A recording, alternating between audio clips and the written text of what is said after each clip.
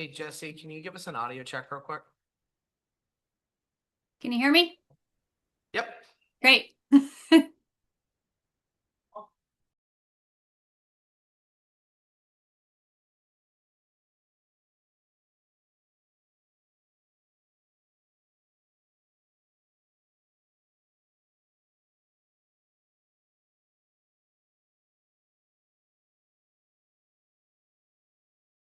Doing our Pledge of Allegiance. All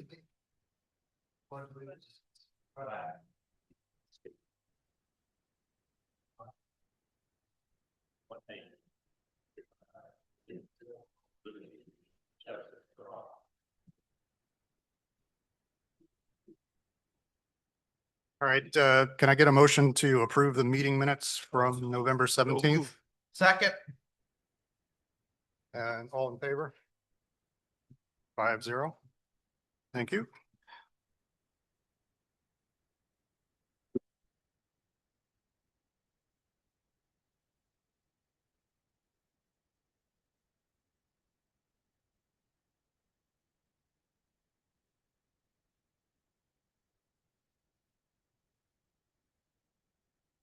Okay, the first order of business is that we're going to talk about the CEO. And I think it's relatively clear that KV Cog has a program that we would like to join. We had one fully qualified CEO apply, and he was a person that had applied previously. And when we reached out to him previously, he declined our offer. And then we had, I think, two people who expressed interest in taking on the CEO role, but didn't have any certifications, and therefore, given that the KV Cog option is something that is relatively new, well, is new for the Kennebec area. It has been going on in Somerset County. I do have Jesse Sear from KV Cog who can give a brief overview of their program. And we do have Jeff Drew, who would be the CEO, at least out of the gate, to work with the town of Mount Vernon. So Jesse, if you're willing, can you just give us a brief overview of what KV Cog offers as a CEO service? Sure. Thanks for having me tonight and Jeff. We have been running the program in Somerset County now. I think we're going on about 4 months. We are in about 7 towns, I think. Anson, Madison, Solon, Emden. We are taking on Caratunk and New Portland as of January 1st. So the towns are utilizing Jeff as they need him. In some towns, he has set hours, and other towns is just filling in to do inspections as needed. He is fully licensed in code enforcement, licensed plumbing inspector. He also is an E911 operator and a health officer, which he can speak to much better than I can about those aspects. But for KV Cog, we recognize that this was a need for our small rural towns here in both of our counties, and we're able to get the support from our board to pull it together and roll this program out. And it's been working very well in all the other communities. I think everybody's very happy with it. Jeff's available to them when they need him. He has set schedules in the towns that do want that. Oh, we are actually doing one other town in Kennebec now. He's taking on Winslow in their little. They're in a little bit of a bind here when their CEO officer left, but they are going to be hiring a full-time CEO. So he's just filling in to keep projects moving forward. Um, we are utilizing existing budgets. We have a software program that we have purchased. It's called iWork, so it would be online permitting to save time and travel time for people that are just trying to get a permit signed or submit a permit. They can do that online now. There'll still be the option where they can come into the office and fill out an handwritten copy for those that don't want to use the computer to do it. But that is a service that comes along with the program. Um, Happy to answer any questions if anybody has any. I think you probably all have the information sheet that we had sent around. Right, that's been posted on our website for a while now. The other piece to this that I want to make everybody aware of is that the financial arrangement for this agreement, the agreement would be for 19 months. And after we have a year's worth of data, and correct me if I'm misstating this, Jesse, but then KV Cog would analyze what our actual usage is Yep. and adjust our monthly payments accordingly. But that Yep. wouldn't be until after this agreement, which is for 19 months, Correct. expires, or Correct. I mean, Correct. we'd know sometime before that, so that we Right. have an opportunity to either go along with the new adjusted rate or to take different action. Right. But the amount is, I think, for our community, exceptional in that we have budgeted on the order of $40,000 for a CEO per year. And for the 19 months, KV Cog is willing to do this for $37,350. So the way this would work is that we would pay KV Cog $1,965 per month for code enforcement service. And we've agreed that Jeff would be here at 1 day a week, depending on the demand. So we're kind of anticipating that over the winter, it might be half a day or something even less than that. But once we start getting into the active period, we'll increase the frequency, or not the frequency, but the likelihood that he's going to be here for the full day. He is available to come to Mount Vernon as needed to do inspections. And since we have Jeff here, Jeff, if you wouldn't mind coming up to the microphone and just giving us a brief overview of how you anticipate or how you operate in terms of signing up or getting a permit issued. And it sounds to me like you will do more than what we've done in the past remotely. Notwithstanding- I'm not sure you actually need the microphone to hear me, but It's video. Yeah, it's for our It's for our Zoom. online. oh, okay, gotcha. So I'm not, first I have to see what your permitting system looks like. Our iWorks is new, so we're still in the process of formatting that. And we'll be able to integrate that with what you have. And shouldn't be a simple process. But the bottom line is that we are going to migrate to use your online permitting system. And from that, we will be able to get reports on a monthly basis of any of the work that you are engaged in, any of the permits that are open, and things of that nature. Right. So in terms of coming to Mount Vernon for inspections and things like that, how can you give us a description of how that works in your from your perspective? Should be a simple process. Tuesdays I'm in Winslow. Thursdays I'm in Madison, strictly for those towns. I'll probably be Wednesday for Mount Vernon, Mount Vernon, and if something pops up Mondays and Fridays or whatever, I can zip over. And I live in Madison, so I'm kind of central between the two counties. Okay. Are there any other questions from select board members? I have a question. Yes, please. We have a backlog right now, Jeff. I think we talked about it when we were discussing this before. What would your plans be for that backlog? Obviously, you got to come in the office and see those. I think the last time I knew there were 11. Is there more? Oh, yeah, more than that. There's more than that now? Okay, all right. Well, we started at the top of the pile and work our way down. Work our way down, okay. And you would contact everyone.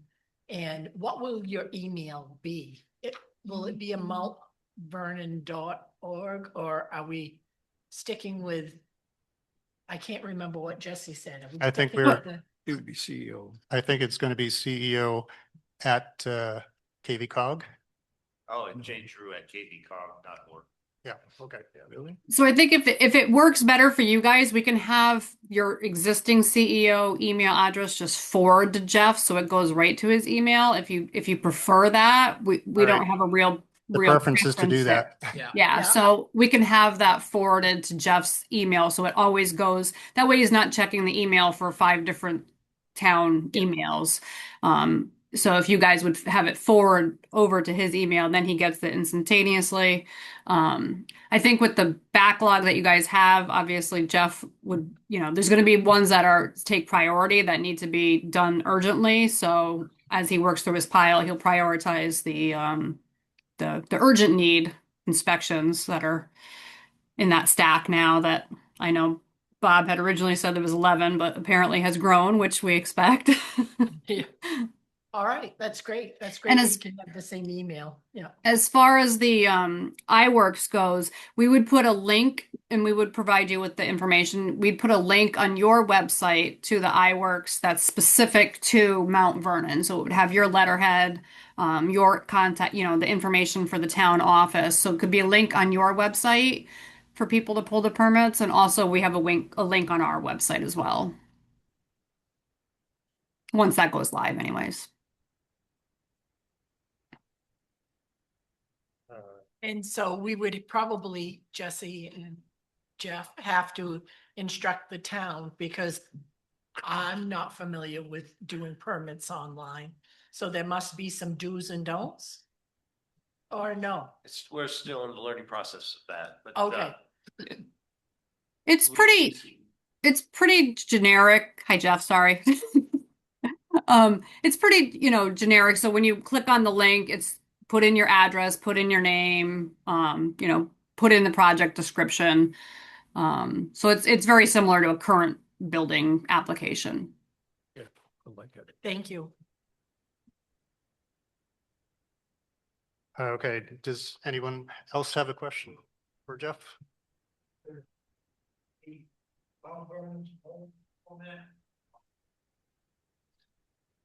Well, Vern, I think we're gonna use, well, the plumbing is a state. You have to use the state forms for that. And we'll look at the permitting, how to best do it.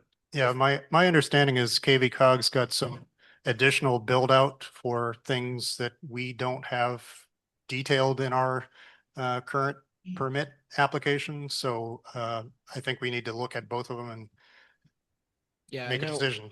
we had had some complaints over the last couple of months that there was some deficiencies in our current application where our previous CEO was having to go back to the landowner to ask for more information that wasn't initially asked in that application. So I know we were in the process of looking at maybe reforming that application once we got through this process to make that application fully transparent. You need all of this documentation up front and it's there, and B, it's more streamlined for processing. So I think it's going to be it'll be a working document going forward. That's. Yeah. You can go right to the ordinance on our website. You can look at and the applications are on the website too. So you have e-works. Was it the e-code? No. No. No, okay. No. Okay, any other questions? Okay, I'd like to suggest that we make a motion to accept this proposal from KVCog.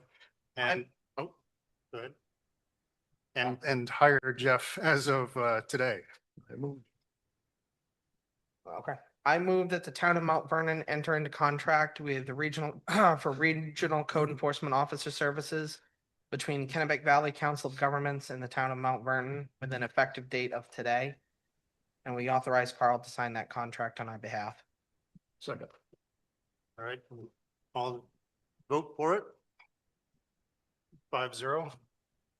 Okay, Thank you. thank you very much. Thanks, Jesse. Thank you, Jeff. Thank you, Carl. Thank you all.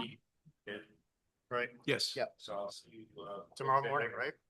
No. Just kidding. Not tomorrow morning. But When, I know, when we tomorrow. meet, you could do it. Yeah, I'll be available. Say that. Wednesday, okay. 7 o'clock? No. Maybe not? It's, I think it's 9. Nine on Wednesdays. We'll see you then. No, it's Okay. only 7 on Mondays. No, 9 on Monday. Yeah. 9 on Monday, 7, the Tuesday, Seven, Wednesday, Thursday. Thursday. So the office is open at 7. Oh. Yeah. Yeah. Very good. Thanks again, Jeff. Thank you all. Good night. All right, next on the agenda is the Blake Hill Bridge update. And Bob and I met with the contractor, Starrett Snow and Landscape Services, and the state of Maine DEP, and Wentworth, who is our engineering company. And based on the conversation last Friday, we are starting today, this week at the least, and we'll proceed to actually get the bridge abutments and the girders are in the state. I understand there's going to be some fabrication that still needs to be done. Then they get shipped back to Massachusetts to be galvanized and then brought back here. Those will be then placed onto the support systems that will be built very near term, and we're off to the races. Yep, they expect to be working through January, I think, they said. That's what they estimated.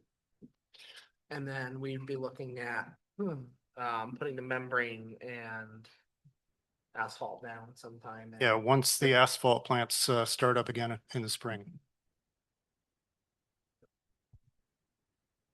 The road is officially closed. Both DOT and Lee has put up closed signs. I'm not sure if equipment showed up today. I don't know They either. were going to start moving equipment in. What's that? The signs are up. You could drive through, you mean? There's Is no that what you're saying? barriers. Yeah, okay. Okay. You take it as your risk. One of these days you'll have to turn around and come out. Okay, any other questions on the Blake Hill Bridge? All right, next up is the Code of Ethics Policy. I just want to let everybody know that we've submitted that to the town attorney to review and offer any suggestions, and we're waiting for an update from the town attorney on that. Any questions on that? Okay. Next up then is the ADA committee report. Dan, I know you held a meeting last week. Can you give us a brief overview of how that went? I think it went well. We had a good meeting. I think 7 or 8 of us there. With a lot of help from Christopher, we came to a realization that ADA compliance is extremely complex. Many, many pieces. And what we decided to do was triage to focus most of our efforts on safety concerns, immediate safety concerns. We're sort of subcommittees. One is moving on looking at other communities like ours that have been proactive on ADA compliance. I'm moving on seeing if we can't get some help in doing a survey of ADA related issues throughout the town at lower cost, perhaps free if we can help it.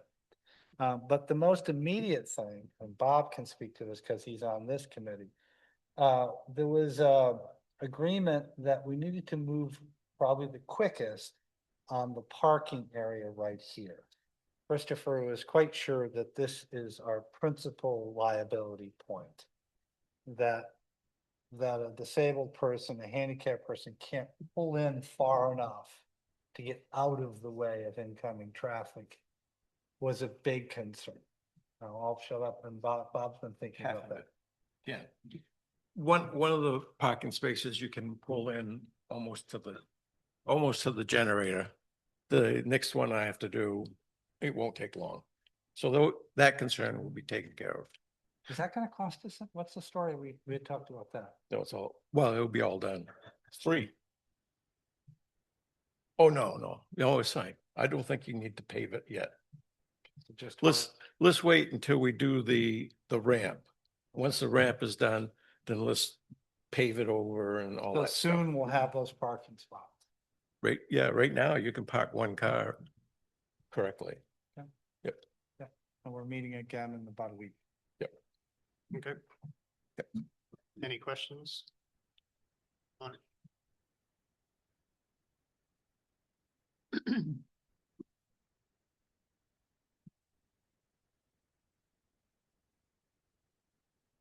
At your meeting, you stated that Chris was able to deliver to you the idea that this is a very deep and wide situation. So I'm going to ask, what are you guys working on in terms of a retrofit for the basement of the current town hall to make that into a compliant building? Because how do you square up the fact that every single time you hold a municipal meeting here of any sort, you're breaking the law? And every time you do that, you're laying yourselves wide open to lawsuits. So why don't you have a plan to retrofit the basement temporarily so that we actually have a legal place to gather and do municipal building, business, whatever? Because if you understood that he was saying ADA is deep and wide, it's not just about rolling access. It's about hearing impaired, sight impaired, any other potential impairment. And that this building is never going to be that place. It's not the new town office. So how are you working on your plans to retrofit the municipal building into a place where we can actually have a legal meeting to be carried on? What are your plans? I think that we're in the early stage of understanding the ADA compliance. What about lawsuit? Don't you understand? What Well, we about can't. breaking we the can't- law? Mona, we can't do everything at once. We have to start and make progress. All you have to do is decide that you are not going to continue to put this town at risk by breaking the law every time you have a meeting in an uncompliant building. And this is never going to be the new town hall. It's never going to be that. You're never going to make the downtown parking area here compliant to the degree that nobody's going to get hurt. You can't do it. And one of the ways you have to do it is to take away from community property. Are you going to have special town meetings to go ahead and destroy more of the community property? I mean, you guys have ordinances and you have policies on the books, and you're not following any of them, and you're acting as if this is some warm and fuzzy. But every single time we meet in this building, you are breaking the law. So you haven't listened to Chris. You haven't understood that it's not just about somebody being able to roll in and out of this building. It's about them being able to hear correctly, communicate correctly, and also see or not see, or however it is. You're not taking the bigger picture. And every time you do this, you're thumbing your nose and saying, we don't care whether we break the Okay, law. Mona, I appreciate your comments. Well, I appreciate the fact that you don't seem to know what you're doing. I'd like to point out that if we had our meetings in the town office, we'd be violating fire code because we'd have too many people in the building.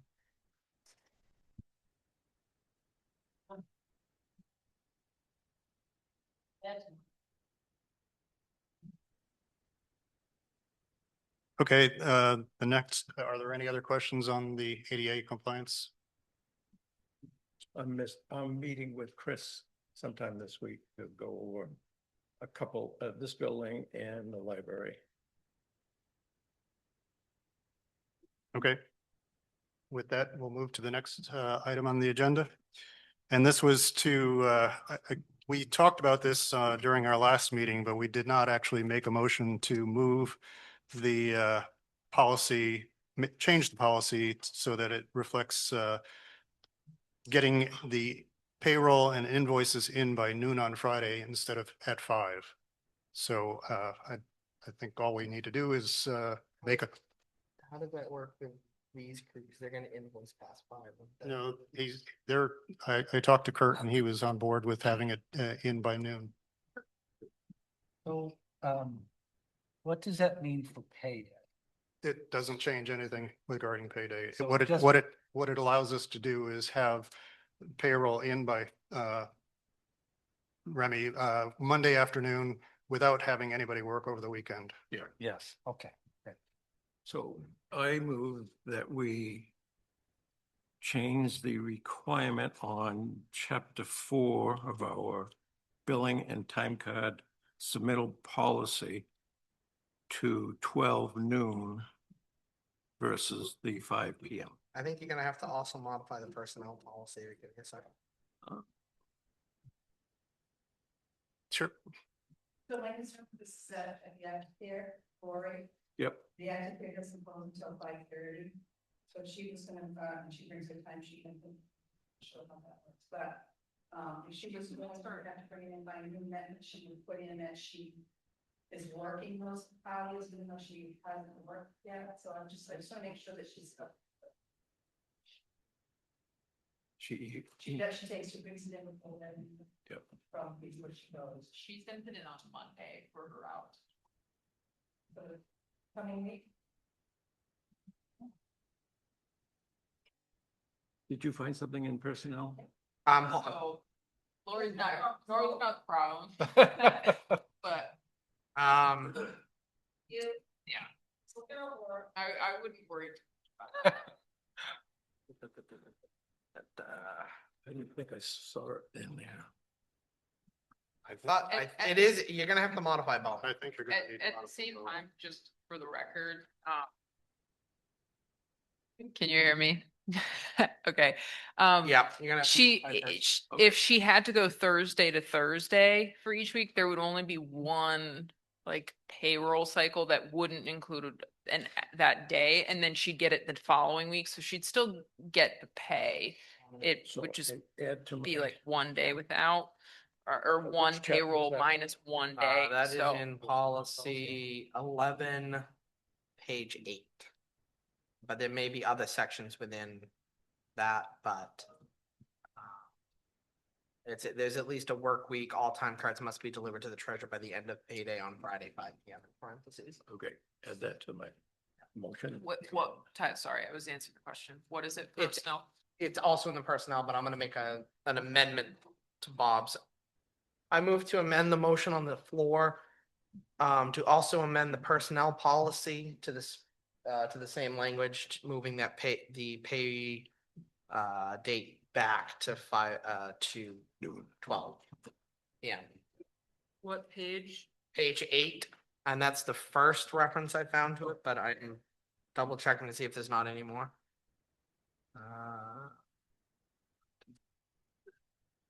Second. Sorry. Vote. A vote? Yep. Keep you guys going. 5-0. It looks. Well,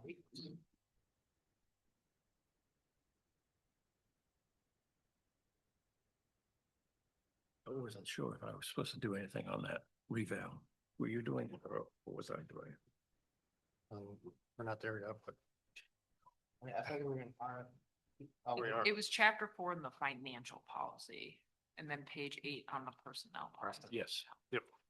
I'm only seeing it in that one spot so far, but.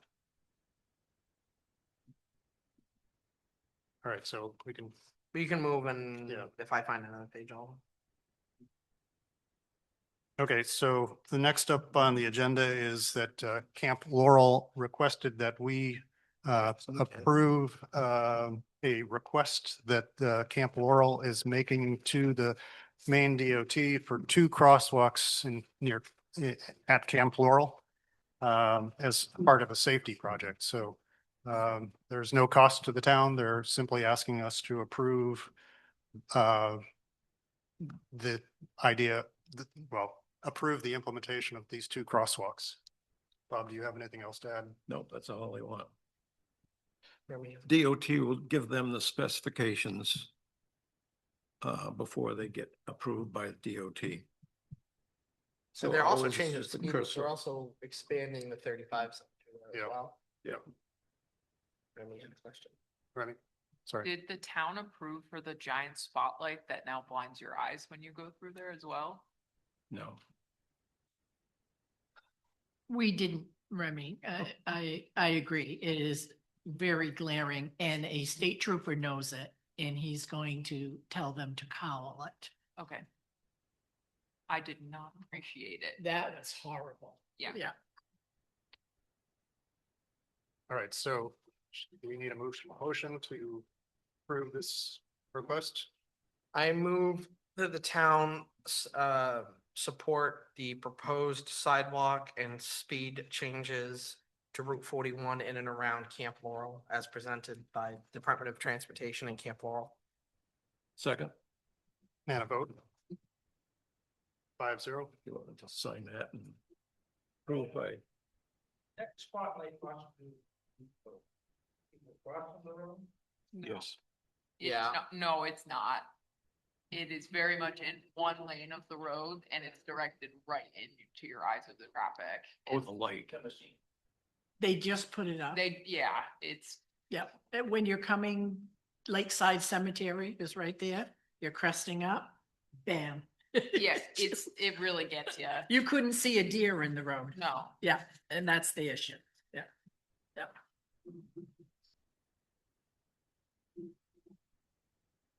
Okay, next up is this. Want that back? Yeah, I'll bring it up to them. Okay. Is Who seconded the motion? Sorry. I don't. Second. Thank you. This is actually a general discussion, but with a few specific requests, potential specific requests. So it is policy, or not policy, but our normal procedure to make any recommendations for the ordinance review committee to review updates to our land use ordinance. And we have identified a few. I don't know if there are any others that still will emerge, but I know first on the list is solar. Bob, do you want to describe what the situation is there? It's a 10-foot max. Right now, yes. Yeah, so on a ground mount solar panel, the maximum height is 10 foot. So if you look at these ground ones, 50-50, I think I've seen. If they double stack them, they're usually about 15 feet high. Correct. Single ones, they might be under 10 feet, but 10 feet is pretty restrictive. And it prevents having a stand mounted array Right. as well.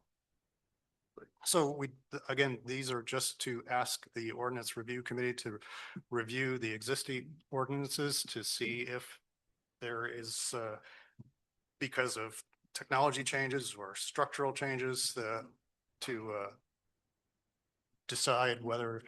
Aren't the ones down by the chimney ground mounted? Well, it's gonna be up over 10. I'm not sure. Yeah, where are they down there? Down. That might John Harper's. Oh, God, I thought those were up. Are they actually ground mounted? I thought they were. I mean, were they put in place before the ordinance? I don't know when I mean, they may predate that ordinance. Yeah. Anyway, I know I've gotten a couple complaints on the height because the recommendation was that these people put a double stack array of panels up, and with the 10-foot ordinance, they were not able to do that. It results in more cost and a larger footprint. Are there any concerns with making that recommendation to the ordinance review committee? Yeah, as long as the total square footage of allowable solar like, so if you cap it at 10 feet, in order to produce the same amount of power, you have to say double the square footage. So as long as the total square footage of the array stays the same, whether it's double stacked or single stacked, I think it's fine. But the total square footage should be the same. So that way Well, the ordinance review committee, I think, Yeah. makes those decisions. We can make our suggestions, but okay, so next up is shoreland fireworks, and Yep. Tyler, this is one that you wanted to have us. Yep. consider. So currently the ordinance places limited restrictions outside of shoreland in the village district. And then it is hyper specific and hyper restrictive in shoreland and the village district, to where you can only do it, I believe, Memorial Day, June, you might not even be able to do it Juneteenth. I'd have to double check Juneteenth, 4th of July, Labor Day. I don't believe you can do anything. There's not a single weekend in August that you can shoot off fireworks. And then New Year's, and that's it.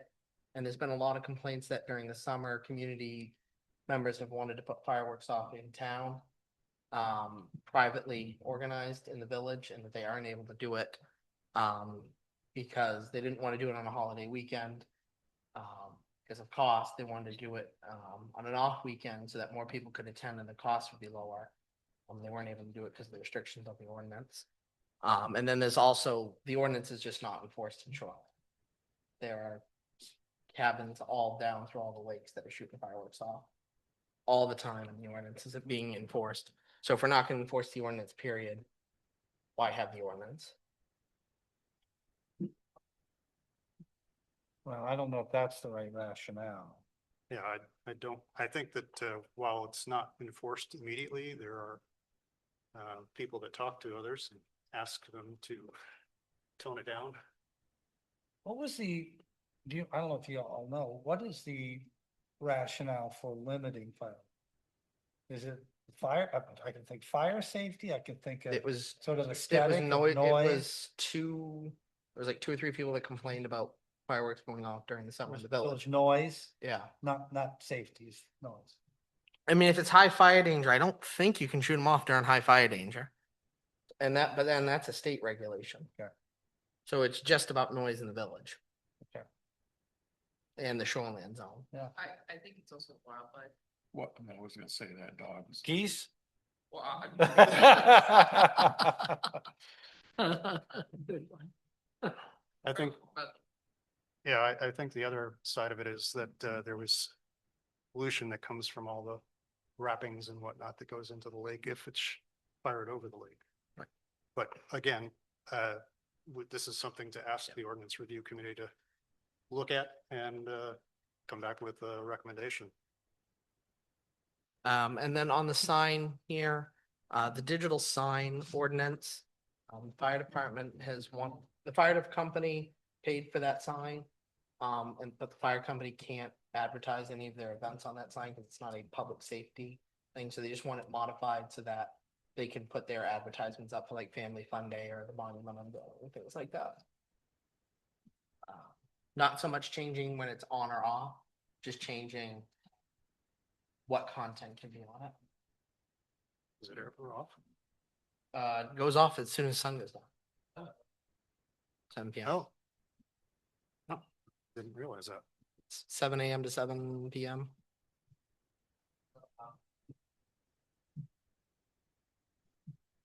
And I think that's ordinanced as well. The hours on that.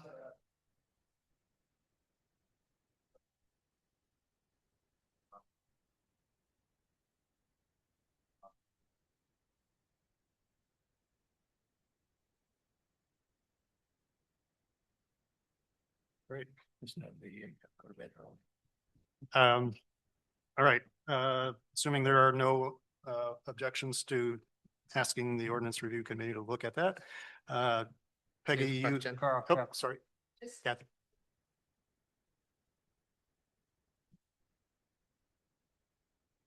ordinance, not necessarily the short projects, but like just a regular plan. It's my understanding that the state has their specific regulations as far as $10 million budget go. And that Mount Vernon is a lot stricter than the state is, and the state actually oversaw the projects, which they wouldn't do with Portland State Forest, which would do that. Then if, one would save us money and it would be a lot easier for the ordinance to actually follow. So I'd really like to have that ordinance. Okay. There was one more, I think the dock ordinance, because Mount Vernon has the most restrictive dock ordinance Oh, you won't in get the that. area. We've tried. Compared, in comparison to Reedfield and Belgrade. And it's, most of the docks that like Hammond Lumber is selling now are not ordinance compliant. So I think the standard now is an 8 foot wide and our ordinance caps it at 6. So just a review to that to make sure that the ordinance reflects most cost effective manufacturing practices. That's for the walkway or for the actual dock? Dock into the water. Those, the aluminum frame with crossboards, those can only be, I believe, 6 foot under the ordinance, and like Hammond now is mostly some of the 8 foot wides, because that's what Belgrade allows. Okay. Anything else? Peggy, I know you had, Yeah, well, you wanted to have the ordinance review committee review the animal control ordinance primarily because the last time it was reviewed was in 2002. That's right. Yep, I printed that up there. The last time was 2002. And it looks like, times have changed since it's 2025. And, yeah, the last one to sign this was Robin Lint. That was a long time ago. So I don't know, maybe the policy, the ordinance still works for the town. I'm not sure. There's not much in here about voice command for your animal, for the dogs running. There is leash. So I printed them out there if in case anybody wants one. And just to review it, I would like them to, if they have time. Yep. And the list doesn't grow too large for them. Can we, this is something we did on the school board is we had, I believe, every policy had to be reviewed every 5 years. It should. Can we do Yeah. that? We'd it have to probably should. adopt a policy, but we recommend that all ordinances be reviewed on a rotating 5-year basis. good. I think that's a good idea. So you take the land use ordinance, divide it by 5 and do it in chunks. Yep. That way everything's just on a rotating review period. It makes sense. And we should do it with policies as well, that half the policy binder gets reviewed on a rotating basis. Yeah, I think the policies ought to be reviewed yearly. Been around. Okay, anything else to add to that topic at this point? If there are any other suggestions, just email select board at Mount Vernon email and we'll consider them.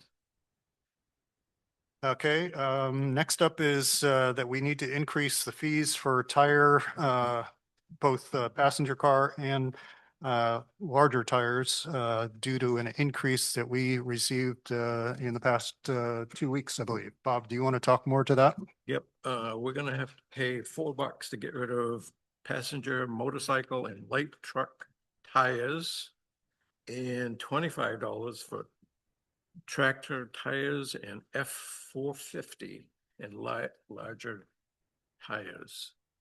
So I'm suggesting we go to either $5 or $6 to cover the $4 and $30 to cover the $25. Do we know ballpark how many hours a week they're spending on tires?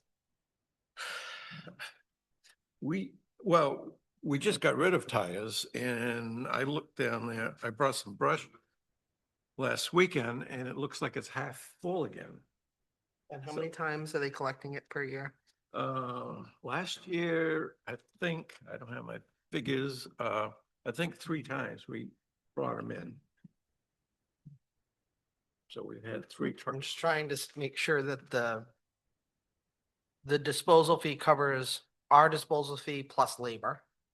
So I would err closer, probably closer to 6. We don't have labor in it. Well, We do. When because they're collecting the tires from the town. yeah, you're right. There's some. So I think just erring on the side of caution there, that it would offset property tax billing for that service. And it would just be people paying for that service who use it. Yeah. So I would move for 6 and 30. 6 and 30. Sounds good to me.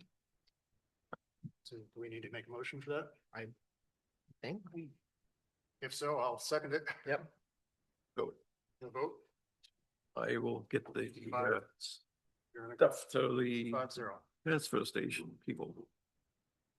Thank you. All right, and last on the agenda is that we have an RFP for the property revaluation that I'm assuming that Bob and I will start working to create one for the town of Mount Vernon specifically, so that we can get that out in the worlds to hopefully get responses. Bob indicated that right now it's about 2 years out before we could have a complete revaluation if we put an RFP out there now. So it's time to act. We're gonna do a factoring this year. We have enough money. We're not gonna do the quarter review. We'll do a factoring instead.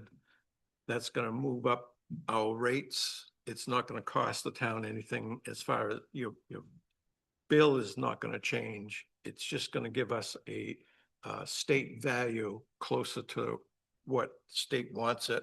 And that means we will get our homestead exemption People's bills closer to the. should come down because of how much we've lost in homestead exemption. Correct. So, yeah, so It is a Band-Aid, we'll get a but better. it'll get, yeah, hopefully get us through another to 2 for years. 2 for the- years. 2 It years for should the get following. us better homestead exemption. Closer to the 100%. But you just said that the taxes won't be impacted, and No. that's not correct. I mean, the taxes will adjust based on the new valuations. Well, it's a factoring, so basically they're multiplying. Basically, they're multiplying everything by like 5. Property values are gonna go up. And because there's more value to mill- tax, the mill rate will Mill come rate will down. Come down, and Okay, we will still need whatever Yeah. monies we need. right. What will help people is that the state subsidy through the homestead, we'll be getting more state subsidy and homestead exemption, which should lower your bills. So, yeah, And then when we do the reval, you should see more right. reflective property values. Yeah. So we have better equitable taxation throughout the town. Yeah, that's what make me support the dock expansion Yeah, code enforcement, because anything we can do to help right. waterfront owners prior to this reval, I'm all for it. They I'm will all get- for it, They will get hit. because that's gonna be a tough one. Well, we're gonna try. We're gonna do the budget pretty soon. At 3% inflation, it's gonna be tough. No, the taxes will go up with inflation, I mean, at least. Unless the budget goes down. Unless the budget goes down. I mean, you're right. It depends on county tax and the school budget. Those are the bigger ones, bigger parts. I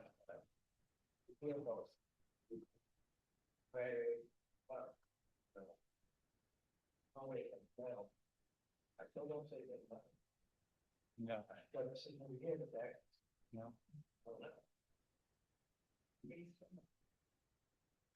It's based on the budget because, largely because of inflation, from what I've seen in my short time. But certainly if there's new programs that are implemented, then that will have an impact too.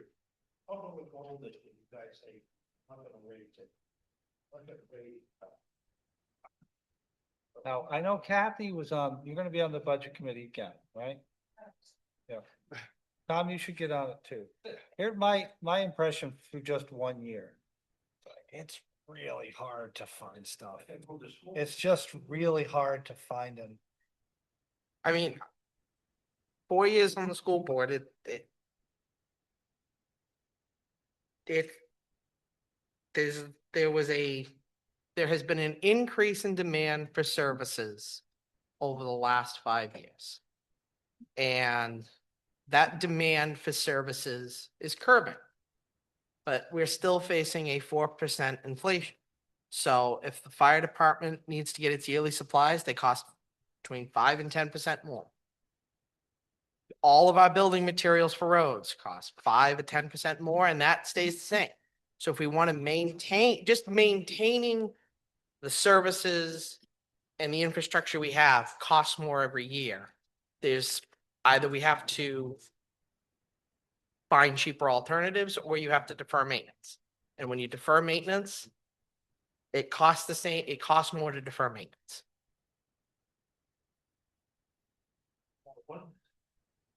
I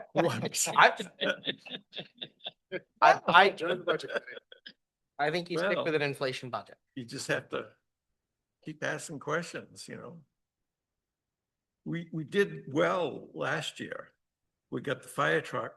That's not gonna cost us any financial payments at all. That's pretty good. Out of $1 million, that would have been a lot of money. And just what we say, in theory, what we saved on the Blake, And the bridge, another case there, 865,000. state's paying 60% of that.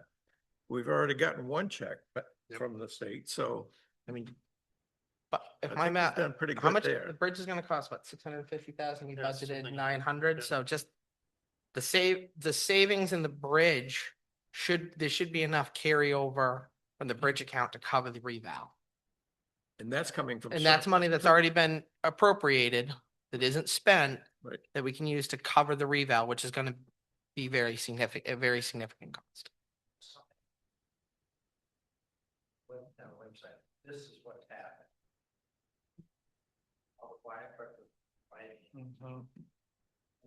It's a good idea. I don't mind, I can Yep. work. on Remy that. has a question. The next newsletter, Yeah, we can work together to write Yeah. that note in the newsletter. Yeah. Just what you're saying. I think it's a great idea. because I think we can do that same thing with the reval. I think we can take that right out of surplus too. Yeah, I mean. Yeah, that's what Tyler was. I'm saying. saying there's gonna be enough surplus from the grid. Yeah. To cover the reval. Yeah. Assuming the reval doesn't cost $300,000. Right. Remy? In regards to increases in budgets over at least this fiscal year, the largest increase was actually the county budget. They went up like 15.5% or something.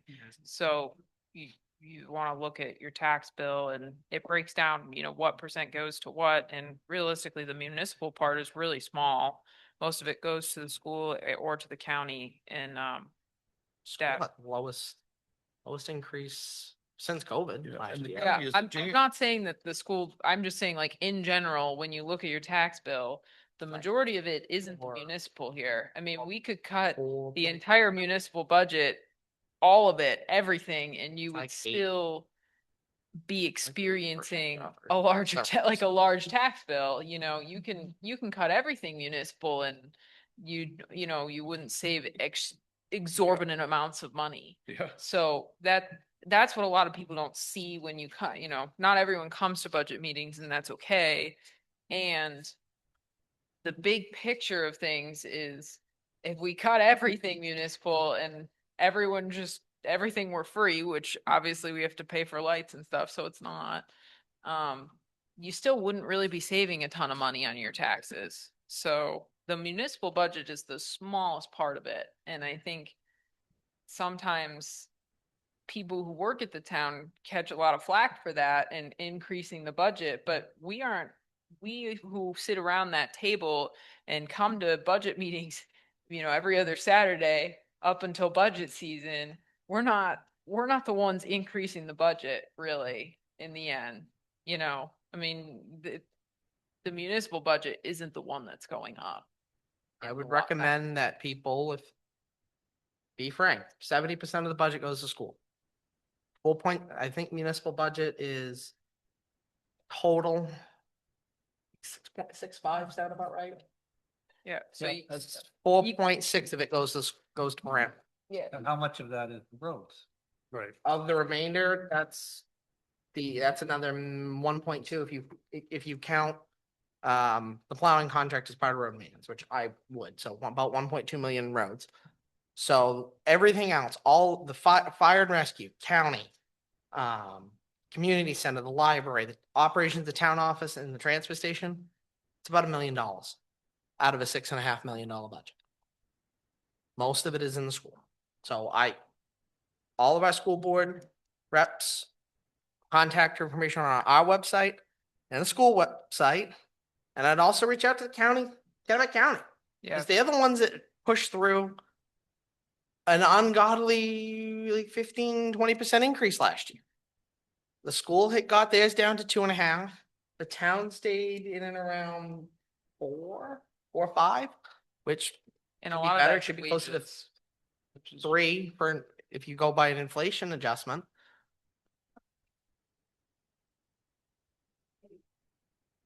Right. Right. Right. Right. Yeah.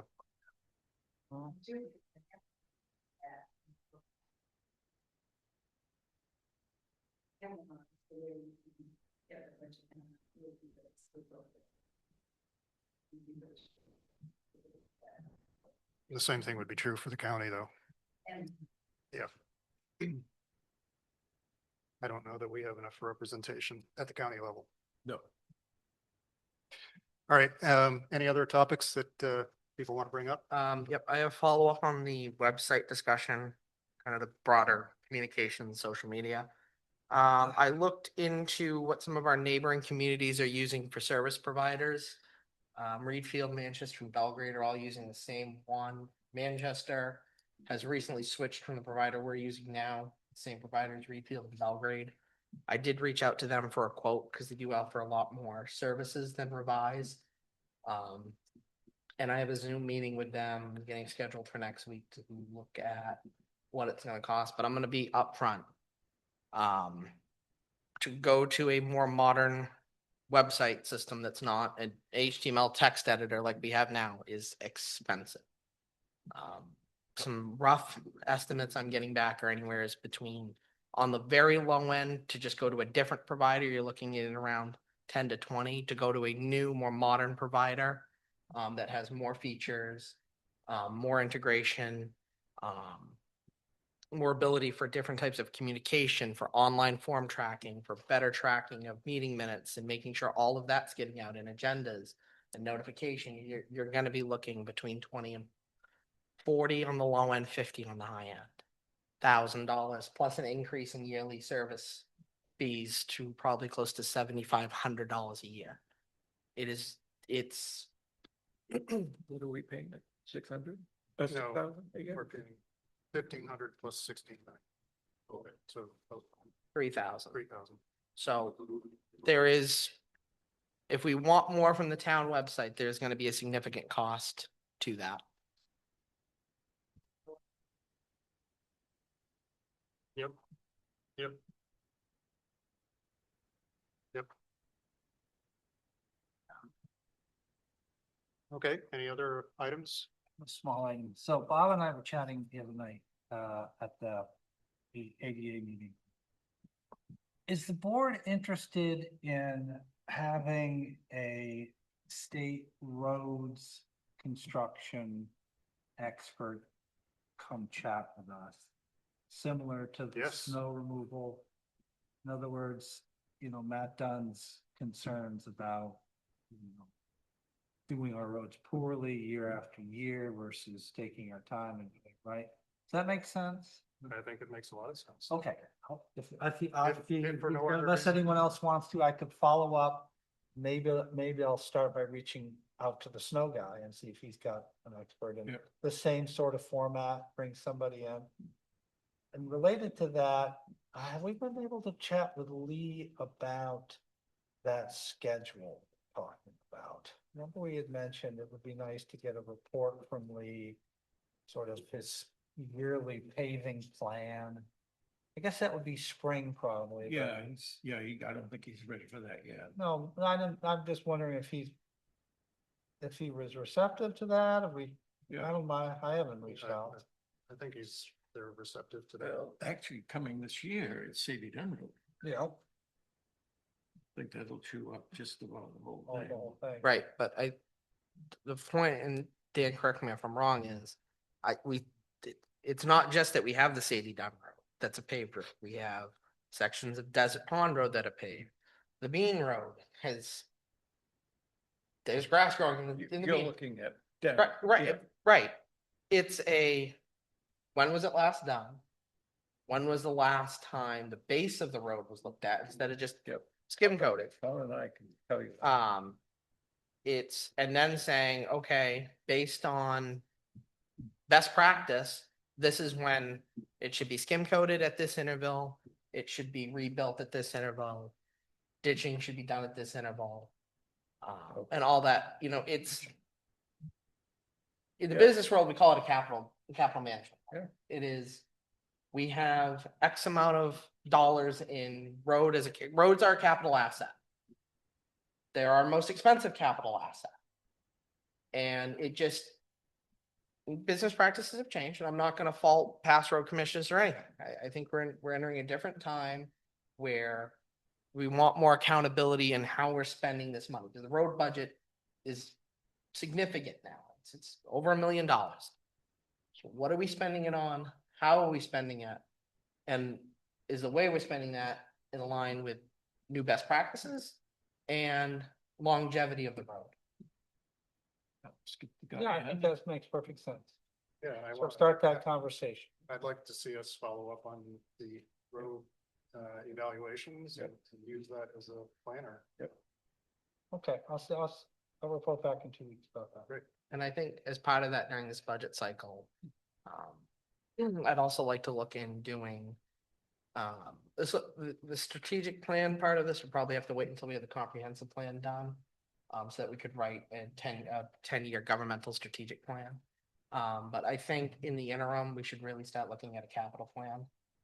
To do an inventory of, we'll set roads aside because that's gonna have to be a separate document because there's a lot more there, but analyzing fire equipment, all of our municipal buildings, all of our equipment at the transfer station, and then looking at land, and analyzing whether or not, what buildings we have, what they need to be modernized, and preserved. And then also looking at what it would cost for alternatives to existing infrastructure if it is deemed cost ineffective to continue their use. That would be a year-long process, but I think it's something that we should budget for going forward to have that document put together. I agree. Okay, any other topics? Remy has a question. Ready? We received local, what happened? Oh, you Then we were have- talking about I it. didn't realize. Well, mine's about roads too, as like a public comment. So I just thought it might, sorry, but,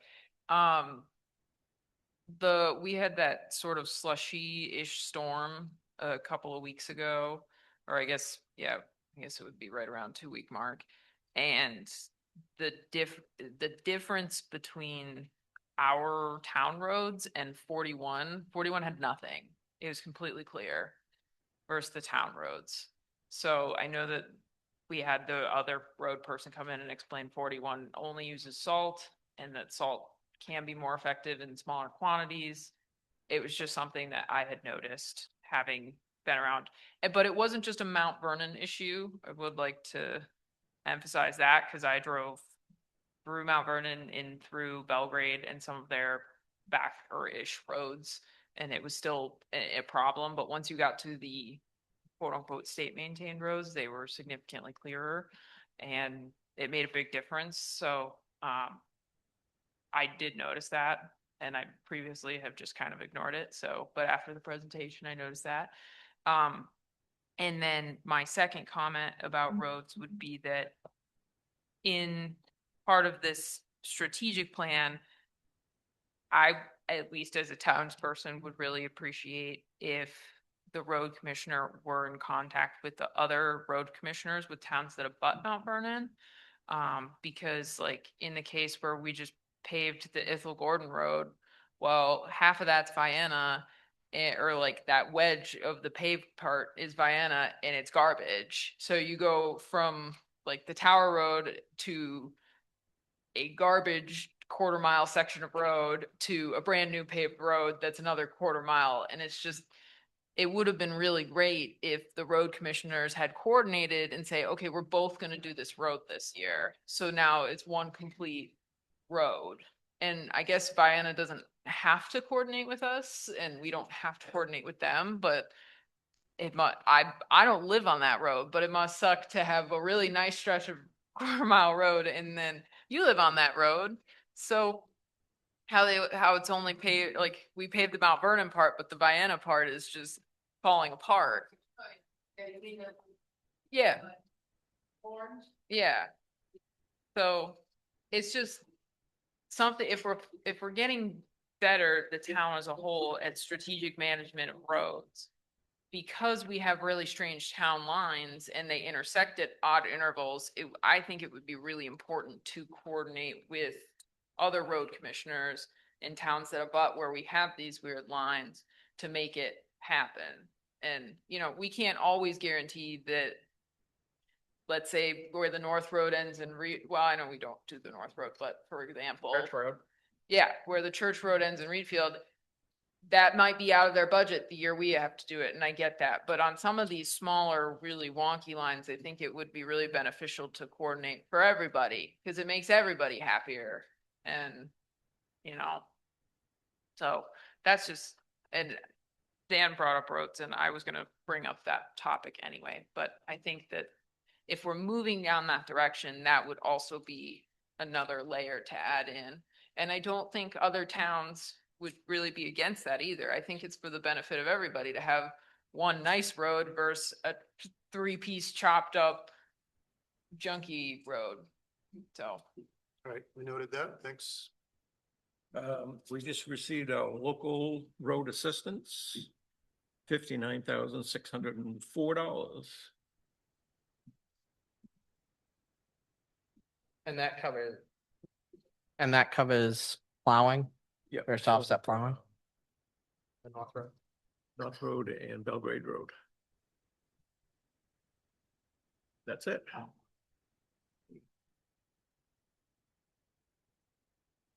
I have a motion to adjourn. Just real quick, I just want to give you all a heads up. We're meeting for a work session on the 8th Yes. at 6. I've got it bolded at 7. I'm just gonna be clear about that. My kid's birthday and they're all gonna be at the house, but if I can come from 6, I don't know how long we're planning it anyhow, Carl. It's probably gonna be a little longer than that, but Okay, understand. okay. Yeah, just to make everybody aware, we are meeting, the select board is meeting next Monday at 6 o'clock here. Okay, whatever. Yeah, or we can meet at the town office. Yeah, because you'd have to schedule this meeting here, right? Yeah, and haven't done that. It's just because we're gonna need the computer screen anyways. Do it at the town office? Town office, yeah. I'll update. I've kind of cleaned it out. All right. Yeah, it's not bad. So next Monday, the select board is meeting. Anybody's so welcome to attend. We're going to be talking, it's going to be a working session on topics of several different areas. Social media and the media website website. are the big two. And then I think we also wanted to take a look at. I know we just changed the policy Fees. for Building fees? building Building fees, fees. yep. And then we also wanted to look at payroll structuring, how that works with a more consistent. Okay, Motion to adjourn. Second. vote 5-0. Thank you. Good night, everybody.